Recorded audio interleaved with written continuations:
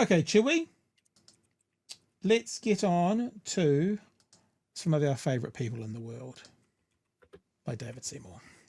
Ugh.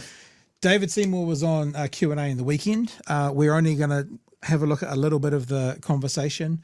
A lot of people thinking old man Jack might still be on paternity leave up here a little bit. It was a bit of a lighter weight than usual. David Seymour's overall vibe was, and I am being a bit facetious here, was, oh, you know, it's pretty good there's been troubles with the lunches because it builds character. I am being a bit facetious, but that does come out in this, along with this thing that he actually won't admit, because he can't admit how terrible this rollout has been. You have been accused by the opposition of deliberately tanking the school lunch program because you fundamentally oppose the policy to begin with. Are you? No. I have a question for you as well, right? So we're all clear what was just said. Fundamentally opposing this. This is policy. This is legislation that David Seymour fundamentally opposes. That means he doesn't think it should exist. That means if he had his way, he'd strike a line through it. So here's my question. What kind of fucking leadership does it show of Christopher Luxon to put the guy who wants to get rid of something in charge of something? Like, what does that say about Luxon's leadership? That the person who wants to see the arse end of this thing, the back of this thing, is now the person who's running it. I mean, there's two logical conclusions. The first is Luxon's not very good at this. The second is Luxon wants involvement in actually getting rid of the thing overall. There are only two conclusions, right? Luxon doesn't know what he's doing, or Luxon wants to see it fail. There is no other conclusion you can come to from putting the man who wants to see the end of school lunches in charge of school lunches. Yeah, it's just dumb. And if that was truly my view, then I wouldn't have stood up week after week and solved problems as they've arrived and defended the... He doesn't seem to think it's a problem that there's been problems week after week. He's like, we'll solve them. progress that we're making. So I think, frankly, it shows an opposition that's not quite trying to present itself as an alternative government, but just take pot shots. And look, I've been in opposition too. I can give them free advice, but I doubt they'll take it. If you look at what's actually happened, we've adopted a system that was unsustainable. Budgets are made in 4-year cycles. Labor's budget is that. Bullshit. That's a bald-faced lie. So that means anything that this government sets the budget for that runs out at the end of next year, the next government can go in and go, they didn't leave it. It's because you need to refund it. Gets to the end of its funding and then it gets refunded. It's the government doesn't come in and go, here's the budget for the next 40 years.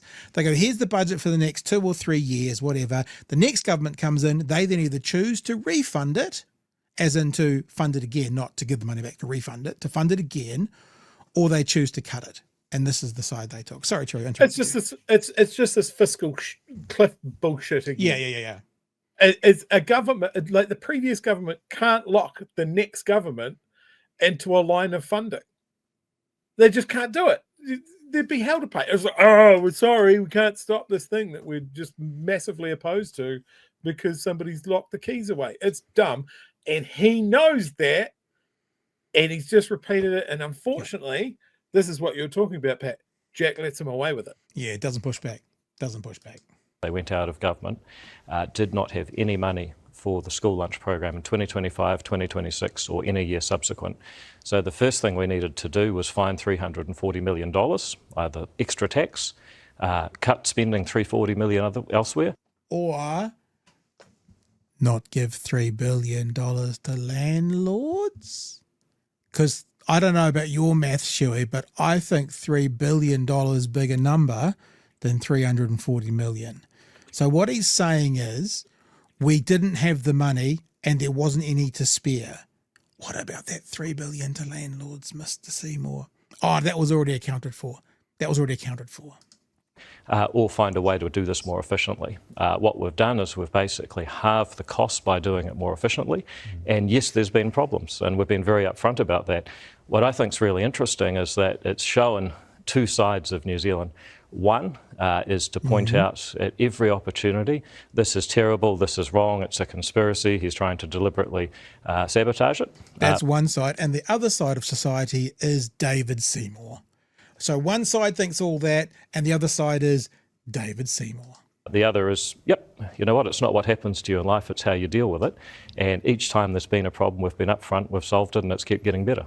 There have been a lot of problems. So that's what I was saying. That's the whole, it builds character, and it gets more overt than that about building character. Jack Tame's about to go into a bit of a conversation with how bad this really is. So he lists off some of the things. So we'll just keep trucking into that.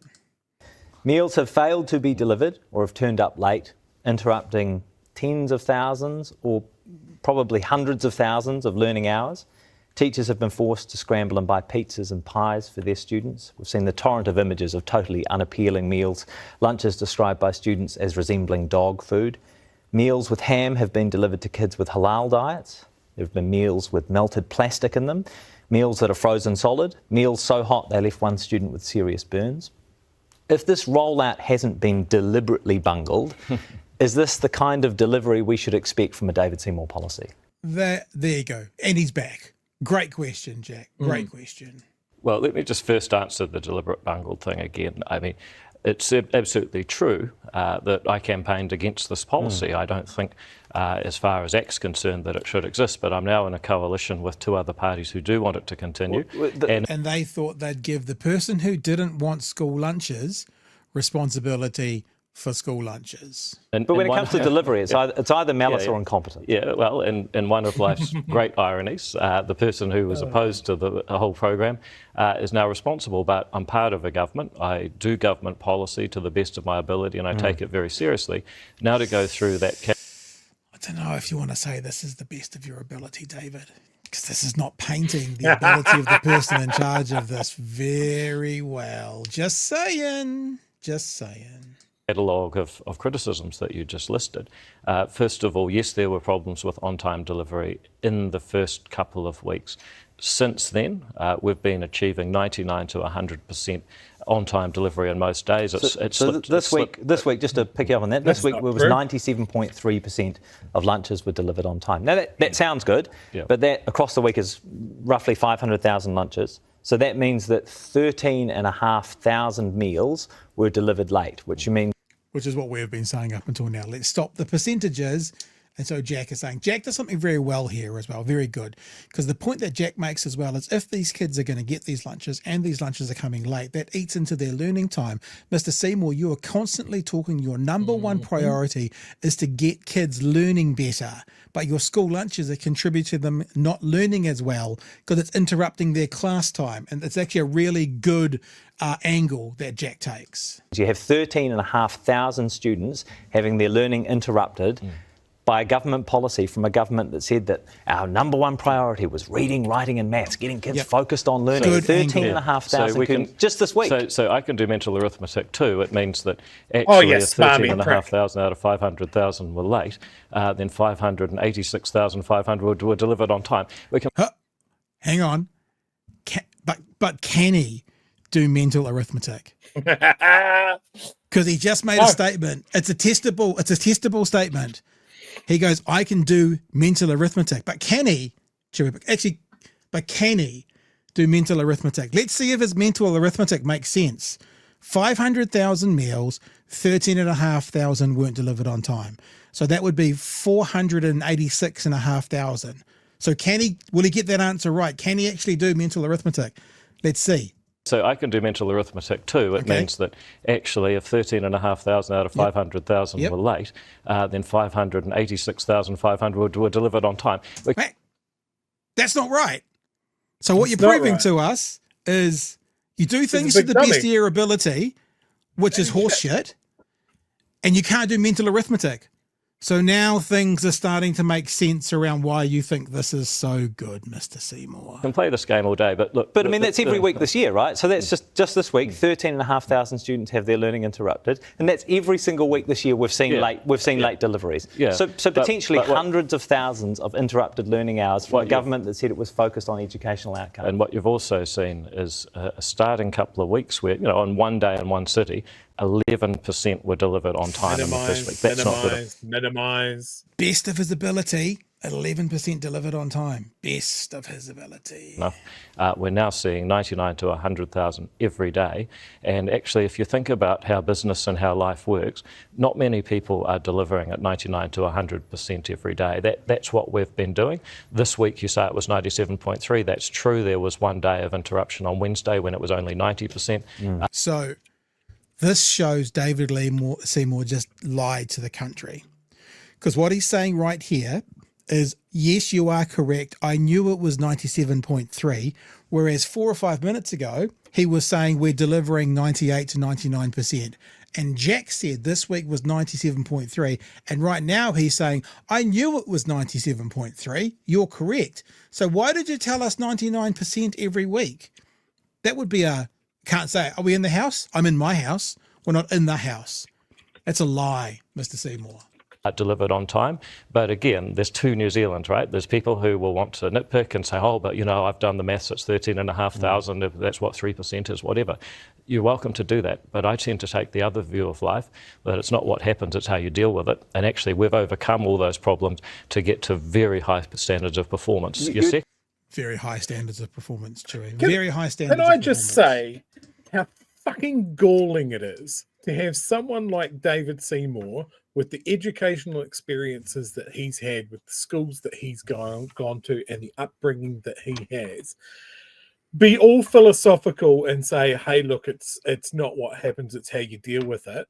You condescending prick.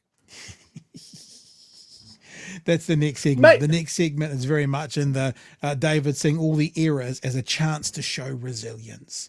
Should we just go into that, Chewie? Yep, sure thing. If you're going to blow up, like people are already saying there's a foo-foo on the way. It's going to happen. Maybe a drop sheet underneath you for when the explosion happens. Maybe just thinking. What explosion am I going to have? I don't know. Well, first of all, let's just go back to your earlier point. I mean, if you're seriously saying that New Zealanders are so helpless that we can't say, look, the meals are going to be a bit late, we'll keep learning, we'll get the meals when they arrive. I mean, I think you're... Okay, get that? We'll keep learning, we'll get the meals when they arrive. So in other words, the expectation of these children is that it's lunchtime, lunch is on here, we'll just keep working then. We'll keep learning. How schools work?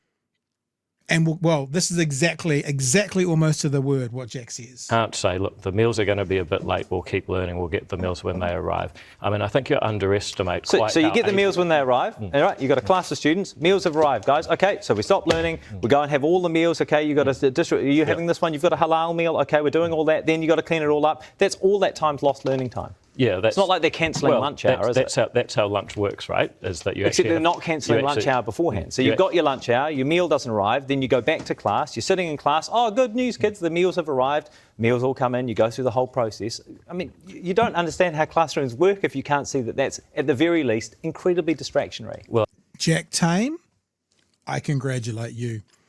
Associate Minister of Education, you don't understand how classrooms work. Mr. Seymour, you do not understand how classrooms work. But now we're going to hear Mr. Seymour basically, it's like the wartime, strip off a lip, at how much resilience this will build in the children having to deal with his policy balls up.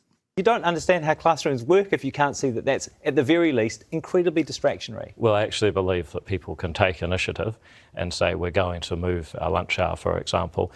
That's something that you could do. Except the schools don't always know that they're going to be late, right? Well, actually, they do. They know. They always know if they're going to be late. What? They know if they've arrived. So again, So hang on. No, Chewie. You might have missed that. When he says they know they're going to be late, his response is they know when they've arrived. So they know they're going to be late at 4 o'clock when they turn up at 4 o'clock. So that's his they know they're going to be late. So which one is it that actually is a really small percentage of people that don't get their meals, or it happens so often that the schools know that it's going to happen? Which one? Yep. Bingo. Like, how do you plan for something not happening?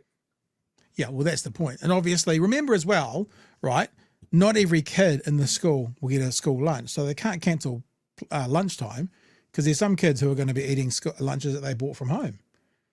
So they So lunchtime happens, and then Mr. Seymour's suggesting after lunchtime at 1:55 when the lunches turn up, they stop again.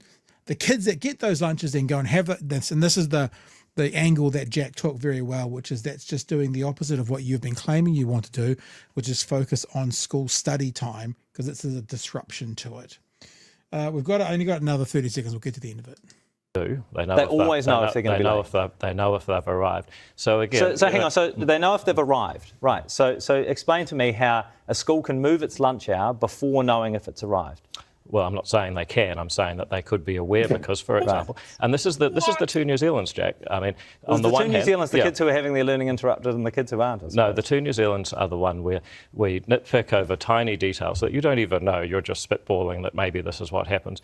Or there's the one where people can say, we've been speaking to educators all through this week, and I think it's been pretty widely reported, right? There you go. That's what we're going to do for tonight on that. Nitpicking. Yeah, nitpicking. 13,500 kids. Yes, there are two New Zealands, David. There's the New Zealand where the kids don't have to worry about whether they're having 3 meals a day, and there's the New Zealand where they do. And this is just a small thing that you could do because there's mountains of evidence that children learn better when they're not hungry. It fucking makes sense, doesn't it? Is you could feed the kids. You could feed the kids, and you could make it not complicated. You could make sure that all the kids got meals. And then, if you're going to go to a big international company, which I recommend you don't do, one of the things is you should go, hey, do you have the experience and the capability to instantly hit the ground running with a 99% on-time edible success rate? Because that's what your government contract is. That's not what he did. That's not what the government did. The government came in and said, you got to do this for $3. We know it's impossible, but that's the line that I've been using, and the line that I will continue to use, whether it's fucking true or not. David Seymour's a liar. He's lied several times in this interview. This entire program is a lie. And as someone in the chat said, they've put the fox in charge of the hen house. If you fundamentally disagree with the state's role in feeding its citizens, its young citizens in state schools, learning, then why would you put your hand up to do it? If you're fundamentally against it, because the first thing out the gate is like, you'll be half-assing this at best. That's because you wanted to sabotage it.